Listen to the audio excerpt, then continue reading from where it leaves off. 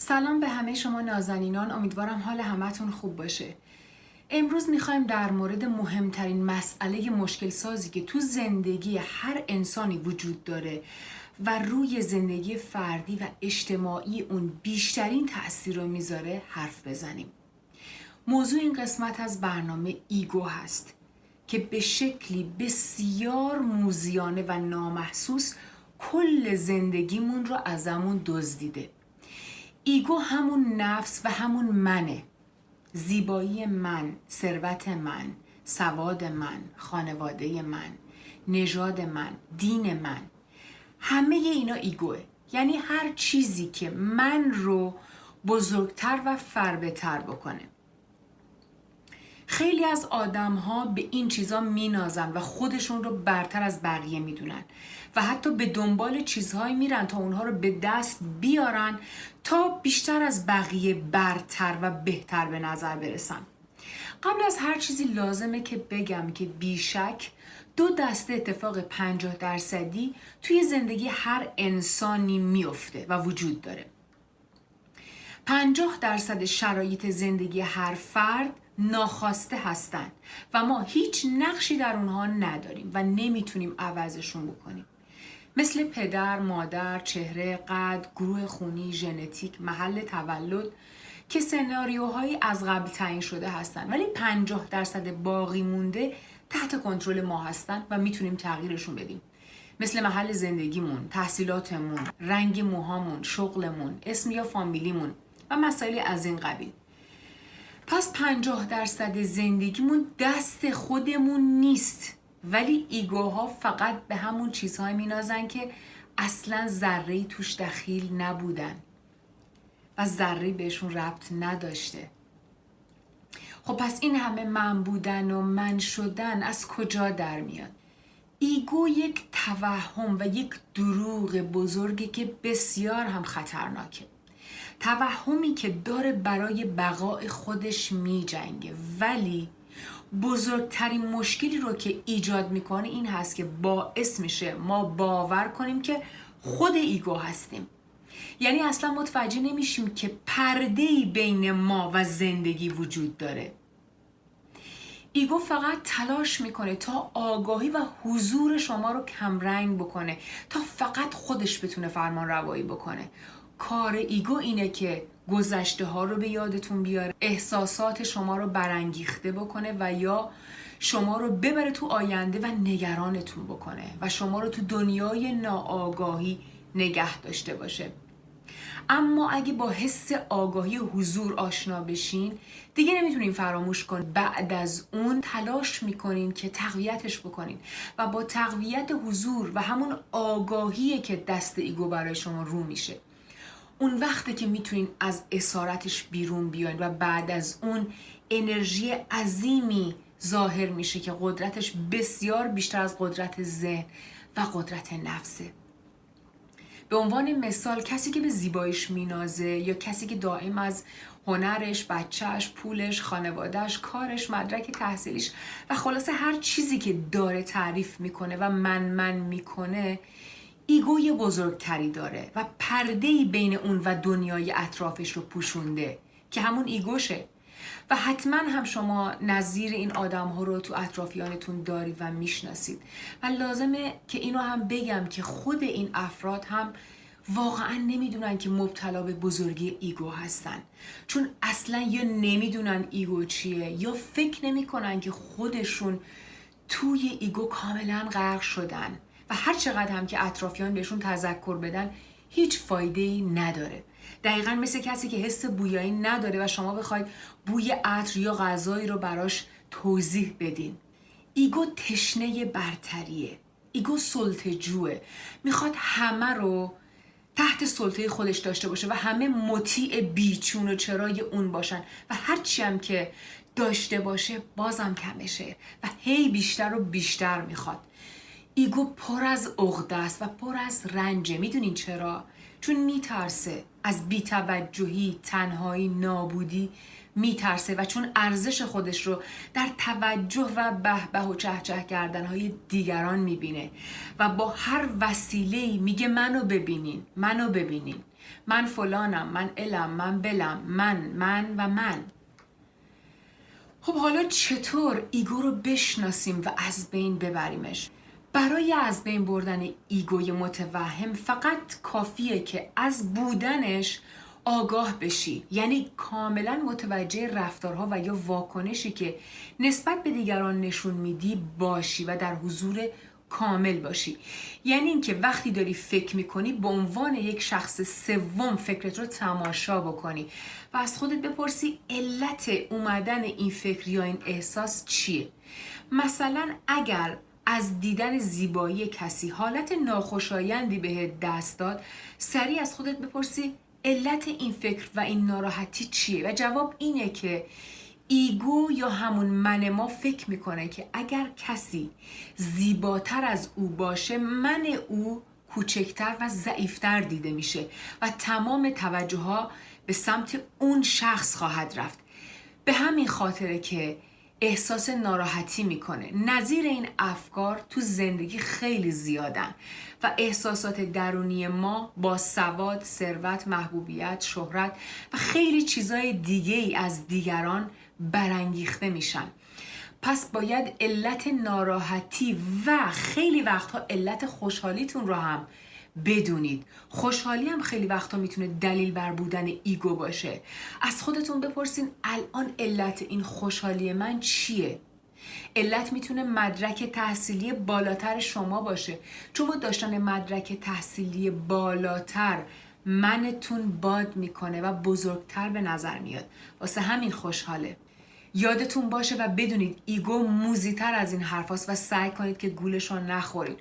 پس چی شد؟ فقط سعی کنید که آگاه به افکار و رفتارتون باشید، که البته در اول کار یک مقدار سخته که حضور داشته باشین، ولی به مرور زمان براتون راحت تر میشه، چون آگاهی و نفس به هیچ وجه نمیتونن با هم باشن و هدف ما هم از بودن در این جهان اینه که حضور و آگاهی رو وارد این دنیا بکنیم و فقط در زمان حاله که میتونیم از زندگی واقعیمون و از حضورمون لذت ببریم. پریدن به گذشته و آینده فرار از لحظه های حال و موندن توی همون توهمه. تا حالا از خودتون پرسیدین که وقتی کسی حرف بدی به شما میزنه، مسخرتون میکنه یا پشت سرتون حرفای زشتی میزنه، چه چیزی درونتون آسیب میبینه و رنج میکشه؟ مسلما همه میگین خب به من گفته، به خواهرم یا برادرم که نگفته. درسته، ولی این من کیه؟ جاش کجاست؟ میتونید دقیقاً به من نشون بدین؟ بگین جاش کجاست؟ در واقع همه به اینجا اشاره میکنین و میگین به من، یعنی جسمتون، جایی که الان هستین، اونه که آسیب دیده. میخوام بگم دقیق تر فکر بکنید که این من کیه؟ من یعنی همون فیزیک و جسم شما، درسته؟ یعنی بدنی که روی این کره زمین، در این منطقه جغرافیایی، در این شهر، داخل این خونه حضور داره، درسته؟ حتما همه هم میدونیم که این جسم ما موقتیه و ما در این قالب برای چند سالی روی این کره زمین زندگی میکنیم و این جسم روزی از بین خواهد رفت. بقیه چیزایی هم که داریم برای استفاده زندگی زمینی ما هستن و نمیتونیم با خودمون ببریم، مثل خونمون، ماشینمون، شغلمون، موقعیت اجتماعیمون، مدرک تحصیلیمون. اینا رو هم پس میذاریم کنار. پس چیز دیگه ای باقی نمیمونه. جسممون هم که از بین میره، پس چی باقی میمونه؟ همون خود بی‌نظیرت و الهی تو که هیچ وقت نمی میره، بلکه به ذاتش وصل میشه. پس این همه رنجش به خاطر چیه؟ آیا تعریف شما از من، بدنم، لباسم، ماشینم، سرمایم هست؟ اگه کسی به شما تهمت دزدی زده و شما سالها رنجیدین، ناراحت بودین و بابتش هرس خوردین، در واقع خود اون شخص نبوده که این تهمت رو بهتون زده. اون تهمت بی اساس و دروغ هم از من توهمی و تقلبی اون شخص بلند شده و به شما زده شده. اونم نه به خود شما، به من شما. اگه فکر کنی که همین بدنت هستی، درسی که خوندی هستی، پولی که داری هستی، زیبایی که داری هستی، همه اینا از بین خواهد رفت. یعنی بیل گیتس هم که جزو 1% کل دنیاست، از نظر سرمایه و همچنین فقیرترین آدمی که شما میشناسید، هر دوی اینها روزی جسمشون رو ترک میکنن و نمیتونن هیچ چیزی رو با خودشون ببرن، که البته اون فقیره که چیزی نداره با خودش ببره. به هر حال دارم مثال میزنم، ولی میخوام بگم که میدونیم که همه ما با هم برابریم، ولی دنیا در طول زمان عوض شده و امروز تو این دنیا عده زیادی از آدم ها هستن که برای اون کسی ارزش بیشتری قائلن که پول بیشتری داشته باشه، موقعیت اجتماعی بهتری داشته باشه، خوشگل‌تر باشه. درسته؟ ولی اگه من به شما بگم که 90% اون آدم ها دارن اشتباه میکنن، نظر شما چیه؟ درسته که نمیشه جامعه رو در طول مدت زمان کوتاهی عوض کرد، ولی خودمونه که میتونیم عوض بکنیم. میتونیم در موردش حرف بزنیم. زمان یک موضوع، یک مشکل بسیار بزرگ میشه که همه سکوت بکنن و حتی در موردش نرن تحقیق کنن، سوال بپرسن، نرن چیزی رو یاد بگیرن. اون موقع است که اون مشکل تبدیل به فاجعه میشه و بزرگتر و بزرگتر میشه. پس از چی ناراحت میشی؟ حالا که میدونی همه اون زندگی ما موقته به خاطر چیزی که حقیقت نداره، دوامی نداره، چرا ناراحت میشی؟ زمانی که خودتو خوب شناختی و این من رو کنار زدی، همه چیزو کنار زدی، تحصیلاتت رو، پولت رو، موقعیت اجتماعی رو، خانواده رو، نژاد و دین و همه چی رو کنار زدی، اون موقع است که من واقعی با شکوه و نامیرا و بی‌نهایت و بی‌نقص تو دیدی. اون زمانی که دیگه به خاطر هیچ حرفی که دیگران بهت زدن، قضاوتی که کردن، کوتاهی که در حقت کردن، مالی که ازت خوردن، خیانتی که بهت کردن، تو رو ناراحت نمیکنه. چون همه اون کسایی که میبینی هم خود واقعیشون نیستن، اونام تبدیل شدن به اونی که تو میبینی. یعنی در حال حاضر دنیا بازی منها و نقاب هاست. به همین خاطر من سالها روی این موضوع فکر کردم، سوال کردم، این رشته رو انتخاب کردم تا جواب این سوال من کی هستم رو پیدا بکنم، که به عقیده من یکی از مرموز ترین سوالهای زندگی هر انسانی هست و بدون شک همه ما بارها و بارها این سوال رو از خودمون پرسیدیم که من کی هستم و برای چی اینجا؟ بمیرید در این عشق، بمیرید در این عشق، چون مردید همه روح پذیرید. بمیرید و بمیرید و از این مرگ مترسید، که از این خاک برآیید سماوات بگیرید. بمیرید و بمیرید و از این نفس ببرید، که این نفس چو بند است شما همچو اسیرید. یکی تیشه بگیرید پی حفره زندان، چو زندان بشکستید همه شاه و امیرید. بمیرید به پیش شه زیبا، بر شاه چون مردید همه شاه و شهیرید.